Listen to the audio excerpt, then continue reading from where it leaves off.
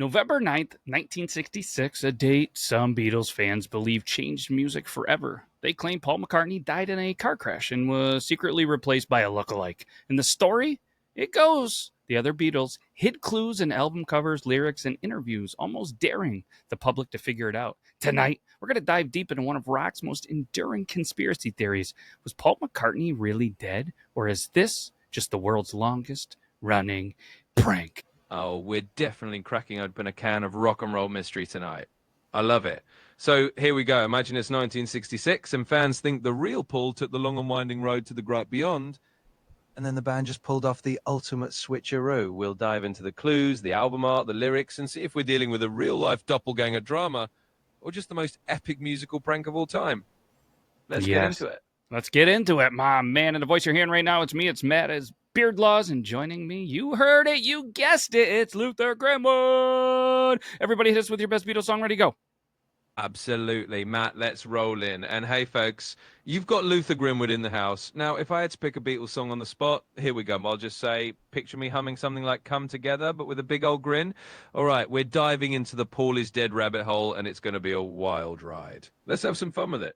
Let's have some fun with it. And I keep forgetting, Luther, and you keep forgetting to remind me because I haven't asked you, but I'm still going to blame you, is I want to start putting a random book in the background. And that's the one. I just did it while we're on the show. But welcome back, everybody, to the Triple T Podcast, because, here we tackle the strange, the mysterious, but possibly the ridiculous, but always with a little too much coffee or fixed vodka.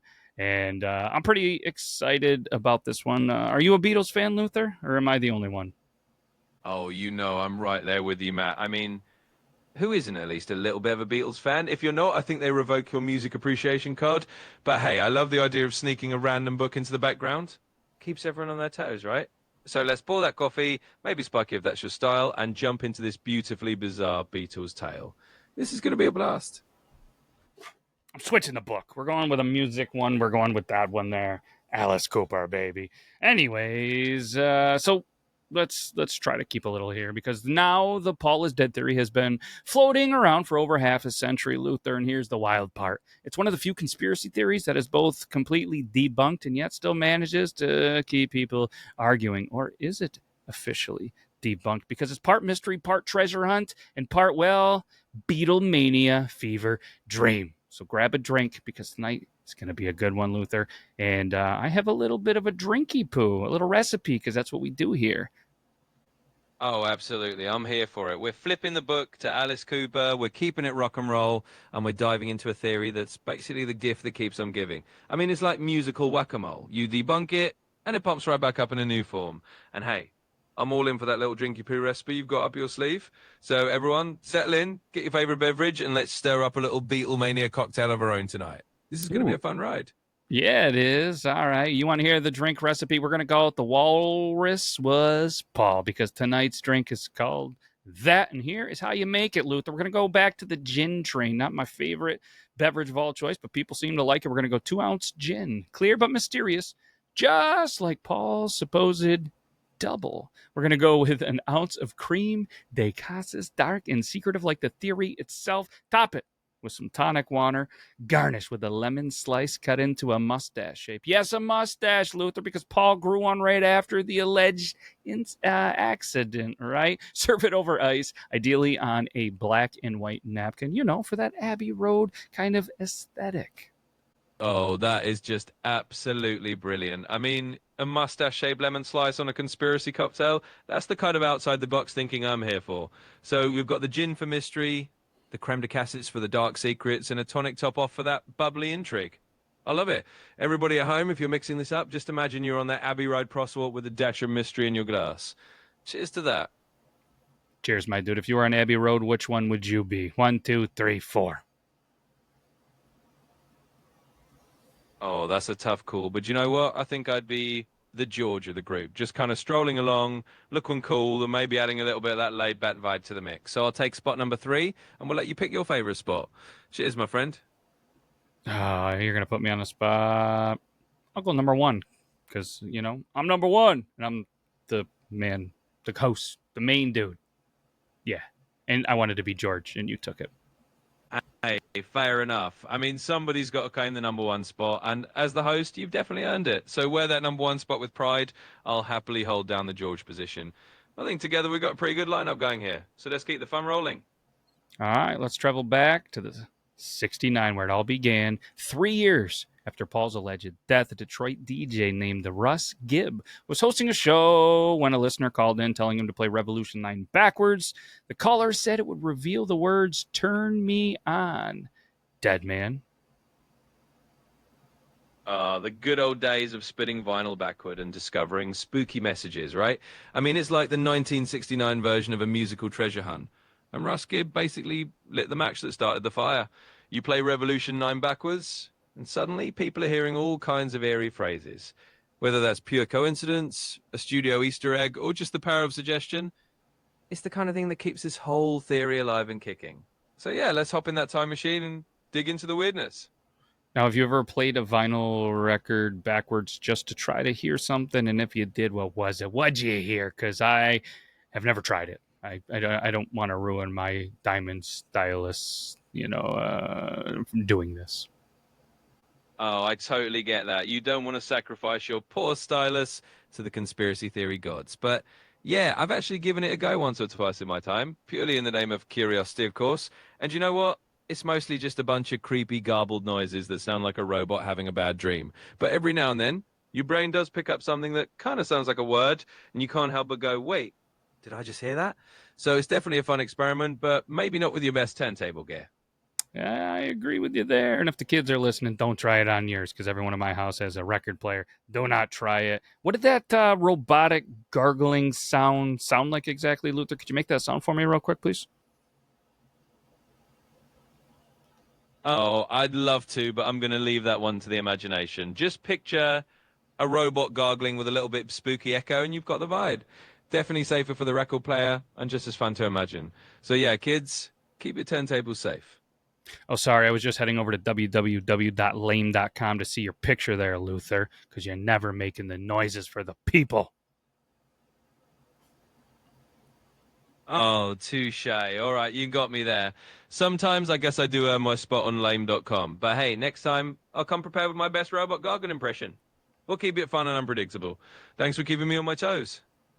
Yeah, heard that one before. But either way, obviously the guy calls into the radio show, and from there, the rumors they start to snowball. And yes, that is a play on Michigan, and there lots of snow. Students at the Michigan University began cataloging supposed clues hidden in Beatles songs and album cover-ups. And the story kind of went like this, Luther. On November 9th, 1966, Paul left Abbey Road Studios after a heated argument with the other Beatles. He supposedly got into the Aston Martin, crashed, and perished. Instead of announcing it and risking the band's career, the surviving Beatles launched a secret contest to find a lookalike. They found a man named William Campbell, sometimes called Billy Shears, who underwent surgery to look and sound like Paul.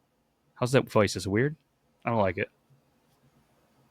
Honestly, I kind of dig it. It's like a little spooky campfire storyteller vibe, and it fits the whole Paul is dead mystery perfectly. So let's roll with it. And yeah, that's the wild part of the legend, right? The whole idea that they just quietly replaced Paul with Billy Shears and then hid all these little breadcrumbs for fans to find. It's like a rock and roll scavenger hunt that never ends. So yeah, the Michigan snowball pun totally works for me. Let's keep that storytelling voice going if you're feeling it. I'm not going to do it because you won't make funny noises, so therefore I'm done with the voice. Unless people really like it, then let us know, and I'll bust it out one more time for the peeps.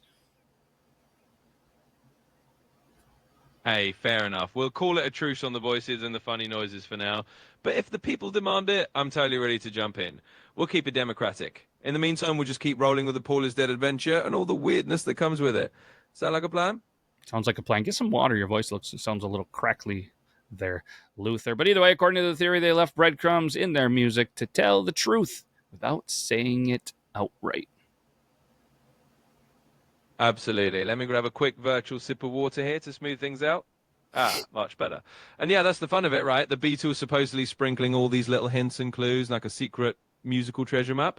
It's like they were saying, we can't tell you directly, but hey, if you're paying attention, you might just figure it out. So it's no wonder people are still talking about it decades later. Let's keep unraveling the mystery. Yeah, let's keep going. Let's talk about the clues. How about that? Luther. We'll start off with Abbey Road, the most famous one. Fans claim that the cover is a funeral procession. John, dressed in white, is the preacher. Ringo in black is the Undertaker. Paul is barefoot, out of step with the others, holding a cigarette in his right hand, despite being left-handed, representing the corpse. And George, well, he's in denim. He's the grave digger. Yeah, let's dive right into the iconic Abbey Road symbolism. I mean, it's like the Beatles basically gave everyone a giant puzzle to obsess over. And that whole funeral procession theory is just too good, right? You got John the Preacher, Ringo the Undertaker, Paul the shoeless corpse out of step, and George the dead and wearing gravedigger. It's like a rock and roll Da Vinci Code. And sure, it's all probably just a series of coincidences, but it's way more fun to imagine that they planted all these little hints on purpose. So yeah, let's keep unpacking those clues and see where it takes us. Yeah, I'm not buying theory number one because, like you said, whether it's Da Vinci, whether it's code, like that's some next level stuff. And I know statute of limitations and all of that other stuff, but that could be criminal if this is partly true, right? Yeah, exactly. It's definitely a stretch into the realm of some seriously next level plotting if that were true. And yeah, probably a little bit on the questionable side of the law if they actually pulled something like that off. But hey, that's the magic of a good conspiracy theory, right? It lives in that space where it's just believable enough to be fun, but probably not something you'd actually want to bet your life savings on. So let's just enjoy the ride and see what other world clues are out there. All right, you want another clue? You get another clue because next up, Sergeant Pepper's Lonely Hearts Club Band. The drumstick Luther on the cover, when split in half with a mirror, allegedly reads I won IX for 9, he die, which some interpret as 11/9, he die. Remember, in British date format, that's November 9th, right, Luther?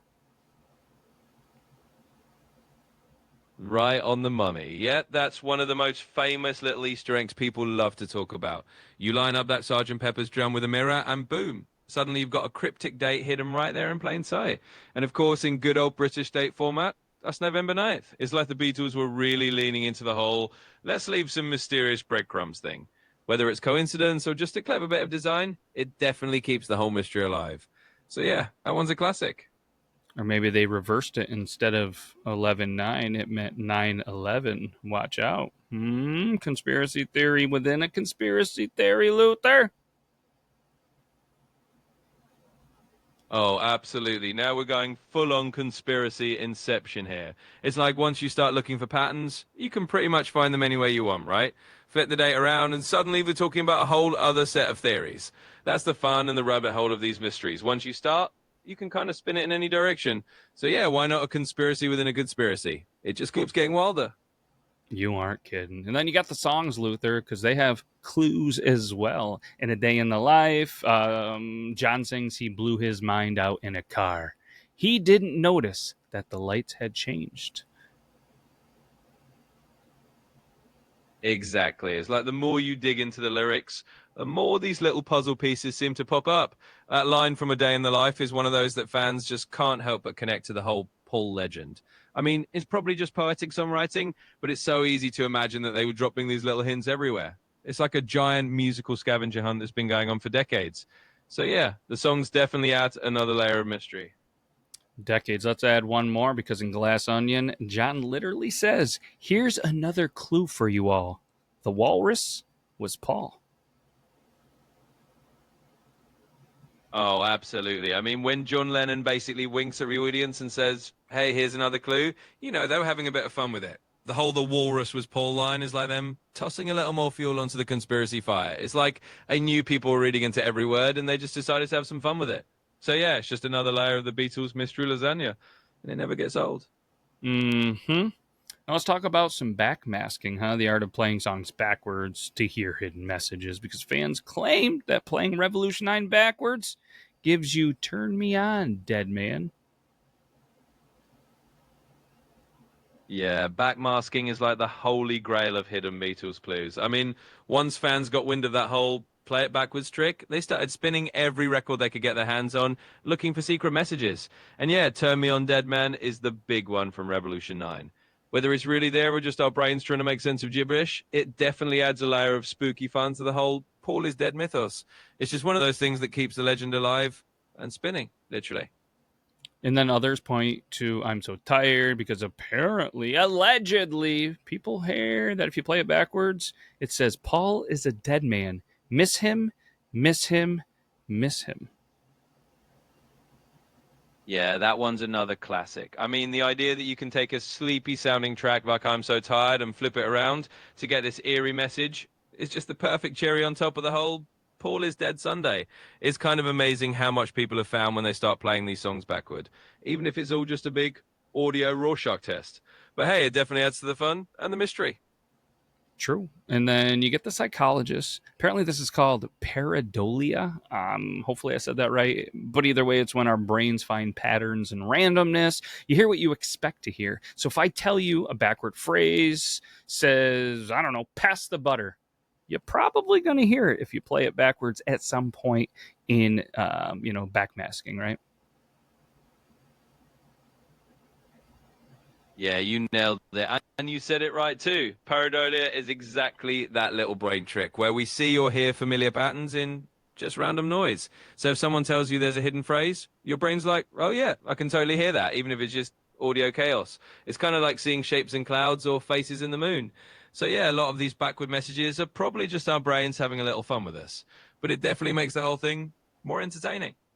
Yeah, they say this a lot too with like ghost hunting and, going to find Bigfoot and kind of, a lot of these conspiracy theories that you want to believe that, your brain starts to maybe play tricks on you. You hear things, you see things. I don't know, but it's psychologists, they're doctors, so we have to believe them, right? Just like the government, they wouldn't lie to us. Oh, absolutely. And there's the conspiracy twist coming right back round. It's like, yeah, we trust the experts until, we decide to have a little fun with it. It's definitely true that when you go looking for Bigfoot or ghosts or hidden messages, your brain's kind of primed to see or hear what you want to believe. So, yeah, the psychologist might have a point, but hey, a little bit of healthy skepticism mixed with a good dose of fun never hurt anyone. It's all part of the adventure. Absolutely. Since you're the backmasking king, or at least self-proclaimed, do you have anything else that you want to add to this backmasking and the conspiracy theory on the Beatles? Oh, absolutely. I'll wear the self-proclaimed backmasking crown proudly for a minute. I think the big takeaway is just how much fun it is to dive into these theories. The Beatles were these masters of creativity, and whether they did it on purpose or not, they basically created the ultimate musical scavenger hunt. And even if a lot of it is just our brains connecting the dots, it's still a blast to explore. So my final word as the backmasking king, keep having fun with it. Enjoy the mystery and maybe don't take it too seriously. It's all part of the Beatles' magic. I like it. I like it. What do you think then, backmasking king? Want to go ahead and we'll talk about the kind of look-alike debate because some claim photos of Paul before and after 1966 showed different ear shapes, different teeth, and even a little bit taller. Oh yeah, the look-alike debate is like the cherry on top of the whole Paul is dead Sunday. People love to break out the magnifying glasses and analyze every little detail, like, hey, that is a little different. Or wait a minute, did his teeth change? And of course, the idea that he got a little taller is just the icing on the cake. Honestly, it's probably just normal changes or different angles, but it's way more fun to imagine there was a secret Paul double out there. So yeah, it's just another layer of the whole legend. Yeah, what's your thought on that? Any physical differences that you potentially saw with the ear shapes, different teeth, maybe a little bit taller, something like that? I personally think it's the technology slightly evolving and people just looking, for something that probably isn't really there. Yeah, I'm with you on that one. I think it's mostly just people seeing what they want to see. Over time, you've got different camera angles, lighting, maybe even Paul just got a better dentist at some point. And yeah, technology and photo quality has changed a lot too, so little differences can look bigger than they really are. I think it's all part of the fun, but I'm pretty sure the original Paul stuck around. It's just a cool myth that keeps on rolling. Yeah, and then there's the theory names William Campbell as the man who replaced him, supposedly, allegedly, introduced as Billy Shears on Sergeant Pepper. Others say the band slipped hints through subtle costume changes and mustache disguises in later appearances. Oh yeah, William Campbell or Billy Shears. He's like the ultimate mystery man of this whole saga. It's like the Beatles just tossed in that name on Sergeant Pepper and fans ran with it. And of course, the idea that they started wearing mustaches and changing their look a bit just adds another layer of intrigue. It's like they were having a little fun with the whole thing and fans just turned it into a full-blown legend. So yeah, the whole Billy Shears thing is just one more piece of that delicious conspiracy pie. Ooh, we've talked about pie. We've talked about Sundays. Luther, you're making me hungry, my dude. And I'm on a little bit of a diet, so I'm trying to eat better, not all this, sweet stuff you keep tossing my way. Oh, my bad. Here I am serving up conspiracy desserts while you're trying to keep it lean. Don't worry, we'll switch from pie to something a little more diet friendly. Maybe we'll call it a conspiracy salad instead. But hey, whether it's sweet or savory, at least the theories are 0 calories, right? Yeah, no, we'll keep it sweet. We don't. Nobody wants to talk about salads. I mean, no, we're gonna move on. But what about the skeptics, Luther? I mean, are you skeptic? I know you're gonna come in. You're gonna play both sides of the fence here. That's what you do because the skeptics, they're like, yeah, just people change, kind of like you were already saying. Their appearance, maybe they gain or lose weight. Insert salads, and oh yeah, musicians grow mustaches in the late '60s.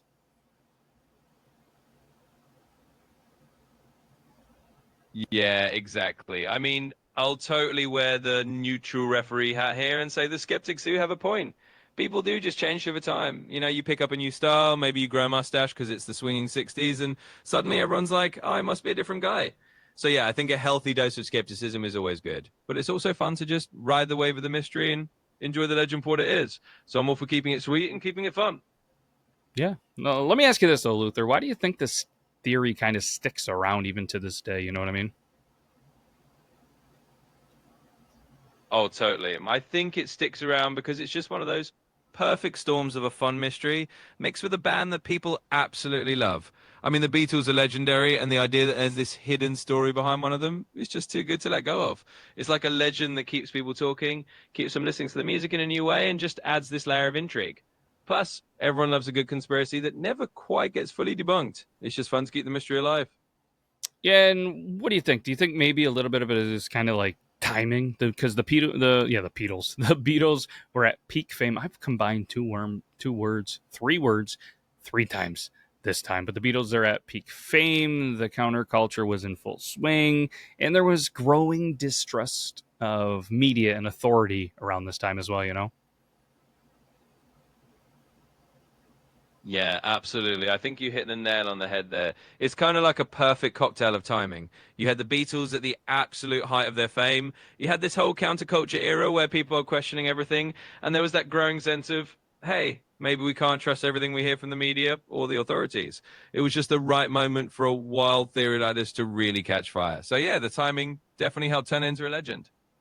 Yeah, and let's be honest, part of it is, well, it's just kind of fun. It's a treasure hunt that never ends. It's like the curse of Oak Island. And even Paul himself kind of played into it. You know what I mean? In 1993, released a live album, kind of what, cheekily? Is it? Can I use that word even as an American? Where it was titled "Paul is Live," parodying the Abbey Road cover with him walking a dog.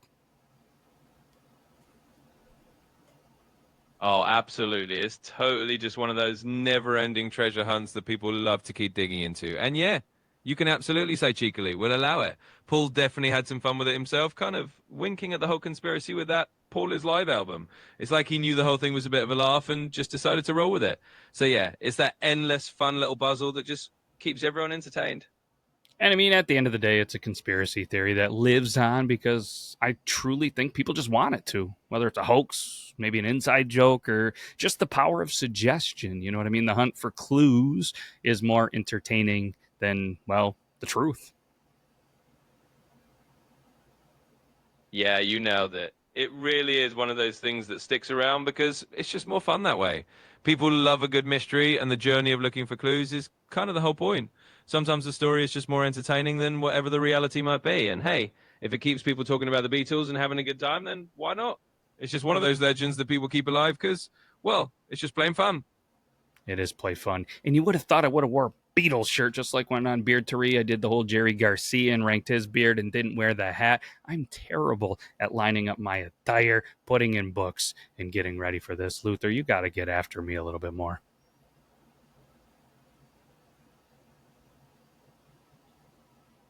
Oh, no worries at all. I mean, look, you're bringing the energy and the fun, and that's what counts. Plus, we can just say you're keeping it spontaneous and unpredictable, which is always more entertaining anyway. So next time, we'll just have to do a wardrobe check and make sure you've got the full Beatles gear on. But honestly, you're rocking it just fine. Thank you, my dude. And the beard is up a little bit more because I went swimming and it's a heat index of 107. I was a little toasty. But let me ask you this, Luther. So did Paul die in 1966 and get replaced by a double named Billy Shears? Or did a bunch of college kids in the late 60s just get really, really bored with too much time and vinyl on their hands? You know, I'm gonna have to go with option B on that one. I think a bunch of clever college kids probably just had a little too much free time, a lot of imagination, and a whole stack of Beatles records to play around with. And honestly, I think that's the more fun explanation anyway. Cole stuck around, and we just got a timeless legend out of it. Yeah, imagine though if they had all of those Beatle albums, original presses, didn't play them backwards, they were in great shape, and even maybe left them in the original sleeve with the plastic, how much that they would be worth right now.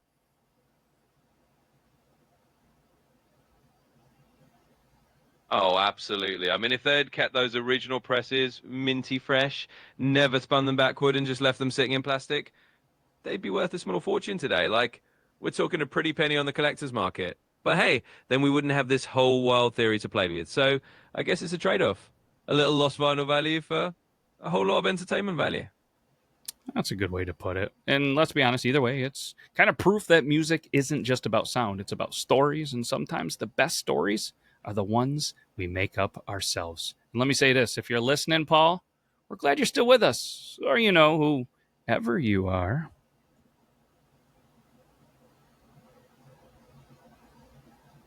Absolutely. That's such a perfect way to sum it up. Music is all about the stories, the myths we weave around it, and the fun we have along the way. And honestly, those stories we spin can be just as magical as the music itself. And hey, if Paul's out there listening, or whoever he may be, we're definitely glad he's still around and keeping the music alive. Absolutely. I know that as soon as we play or end this recording, I am definitely going to the kitchen and I'm going to play a whole bunch of Beatles vinyls. You got any recommendations for the first one? Because I got quite a few. Oh, absolutely. Let's kick it off with a classic. You can't go wrong starting with Abbey Road. It's just one of those albums that sets the perfect vibe, especially if you're just going to unwind and dive in some Beatles magic. Plus, you can give that Abbey Road cover another look and have a little chuckle. So yeah, drop the needle on Abbey Road and let it roll. Let it roll. All right. I was just looking for through my collection real quick. Let's slide down to the B's. We got. Do you have any guesses? I want you to take a guess on how many Beatles albums that I own in vinyl while I count them real quick. Oh, let me take a wild guess. I'm going to say you might have around, let's go with a solid 8 Beatles albums on vinyl. Let's see how close I am. Well, if you multiply it by 3, that's how many. I have 24 Beatles albums. Wow, 24. Okay, you are officially a Beatles vinyl heavyweight, and that is seriously impressive. You got the whole treasure chest there. So really, you can just pick any album and you can have a good time. But yeah, color me impressed. You've got a whole Beatles library at your fingertips. We're going to go enjoy that. So can't thank everybody enough for taking some time out of their busy day to give this a listen. Let us know, obviously, in the comments who your favorite Beatle was, your favorite Beatles album, and tell us if you don't like the Beatles, and tell us what you think about this conspiracy theory. Did we nail it? Was it a hoax? Is it real? Did we waste your time? Hopefully not. I feel like we were at least entertaining, and you got a cocktail recipe out of it. Absolutely. I think we definitely served up a little entertainment, and a bonus cocktail recipe never hurts. So yeah, let us know what you think, folks. Share your favorite Beatle, your favorite album, and if this conspiracy theory gave you a little something to chuckle about. And hey, even if it was just a fun ride, that's what we're here for. Thanks for tuning in. Yes, thank you. We will be back next week. Can't thank you enough. Take care, everybody. Absolutely. Thanks everyone for hanging out with us. We'll catch you next week for more fun, more stories, and probably a little more nonsense. Until then, take care and enjoy those Beatles records.